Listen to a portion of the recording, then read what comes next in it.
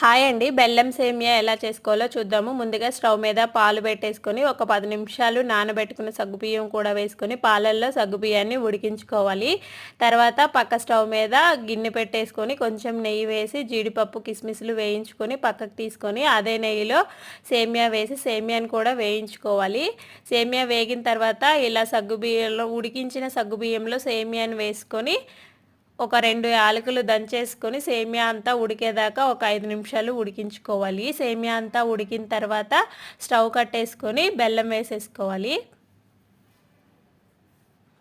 Stove కట్టేసాక మాత్రమే బెల్లం వేసేసుకోవాలి. స్టవ్ కట్టేయక ముందు బెల్లం వేస్తే పాలు విరిగిపోతాయి. స్టవ్ కట్టేసి బెల్లం వేసేసుకొని ఒక 5 నిమిషాల తర్వాత కలిపి మనం వేయించి పెట్టుకున్న జీడిపప్పు కిస్మిస్లు వేసుకొని సర్వ్ చేసుకుంటే వేడి వేడి టేస్టీ బెల్లం సేమియా అయితే రెడీ అండి. ఇంతే వీడియో. Bye bye.